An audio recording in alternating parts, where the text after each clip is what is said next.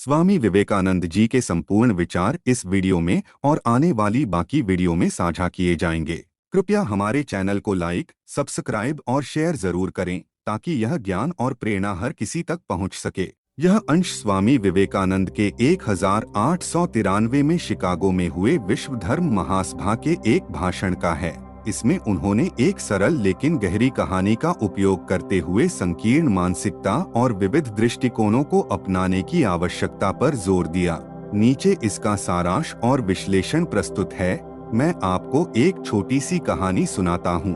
आपने अभी अभी सुना कि एक प्रभावशाली वक्ता ने कहा, आओ एक दूसरे की निंदा करना बंद करें, और उन्होंने यह भी व्यक्त किया कि उन्हें बहुत दुख है कि हमेशा इतनी भिन्नता क्यों होती है।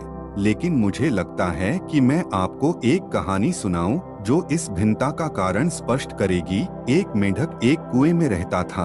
वह वहां लंबे समय से रह रहा था। वह वहीं पैदा हुआ और बड़ा हुआ, लेकिन वह एक छोटा सा मेंढक ही था। बेशक उस समय विकासवाद इवोल्यूशन के वैज्ञानिक वहां नहीं थे जो यह बता सकते कि मेंढक ने अपनी आंखें खो दी या नहीं, लेकिन हमारी कहानी के लिए यह मान लेना होगा कि उसकी आंखें थीं और वह रोज कुएं का पानी साफ करता था, जिसमें जो भी कीड़े मकोड़े या बैक्टीरिया थे उन्हें वह निकाल देता था। यह काम वह इतनी ऊर्जा और मेहनत से करता था कि हमारे आधुनिक बैक्टीरियोलॉजिस्ट भी उसकी सराहना करते। इस तरह वह मेंढक मोटा और खुशहाल हो गया। एक दिन समुद्र में रहने वाला एक और मेंढक आया और उस कुएं में गिर पड़ा। कुएं का मेंढक पूछता है, तुम कहाँ से आए हो? समुद्र वाला मेंढक जवाब देता है, मैं समुद्र से आया हूँ। समुद्र? वह कितना बड़ा है? क्या वह मेरे कुएं जितना बड़ा है? और यह कहते हुए कुएं का मेंढक कुएं के एक किनारे से दूसरे किनारे तक छलांग लगाता है।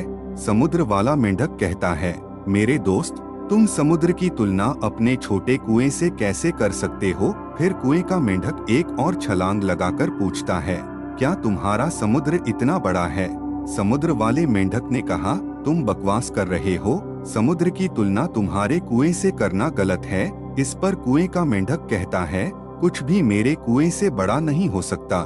यह झूठ बोल रहा है, इसे यहाँ से बाहर निकाल दो। यही समस्या हमेशा से रही है। मैं एक हिंदू हूँ। मैं अपने छोटे से कुएं में बैठा हूँ और सोचता हूँ कि पूरी दुनिया मेरा ही कुआं है। एक ईसाई अपने कुएं में बैठता है और सोचता है कि पूरी दुनिया उसका कुआं है। एक मुसलमान अपने कुएं में बैठता है और सोचता है कि वही पूरी दुनिया है।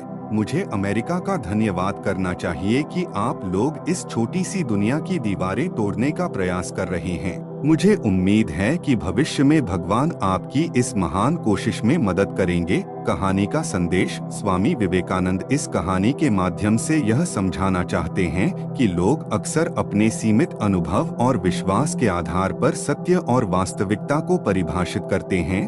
कुआं व्यक्ति की सीमित दृष्टि और अनुभव का प्रतीक है। समुद्र विविधताओं से भरी विशाल दुनिया और नए विचारों का प्रतिनिधित्व करता है।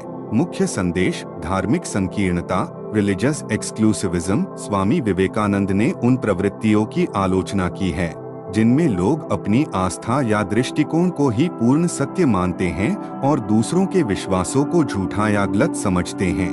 सांस्कृतिक और धार्मिक बहुलता, कल्चरल एंड रिलीजियस प्लूरलिज्म। उन्होंने अमेरिकी लोगों के प्रयासों की सराहना करते हुए कहा कि वे दीवारें तोड़ने का काम कर रहे हैं और सभी से आग्रह किया कि वे व्यापक दृष्टिकोण अपनाएं और विभिन्न धर्मों के बीच परस्पर सम्मान बढ़ाएं। सार्वभौमिक भाईचारा, यूनिवर्सल ब्रदरहुड। यह कहानी स्वामी विवेकानंद के उस व्यापक संदेश से मेल खाती है जिसमें वे मानवता की आपसी जुड़ाव की बात करते हैं और आग्रह करते हैं कि हम संकीर्णता, कट्टरता और पूर्वाग्रह से ऊपर उठें। यह कहानी आज भी उतनी ही प्रासंगिक है जब विभाजनकारी विचारधाराएं अक्सर इस कारण उत्पन्न होती हैं कि लोग अपने दृष्टिकोण के बाहर कुछ भी स्वीकार नहीं करना चाहते। स्वामी विवेकानंद हमें प्रेरित करते हैं कि हम अपने कुएं से बाहर निकलें और विनम्रता और जिज्ञासा के साथ मानव विविधता के समुद्र का अन्वेषण करें। इस प्रकार की दीवारें तोड़कर ही हम एक ऐसे विश्व की ओर बढ़ सकते हैं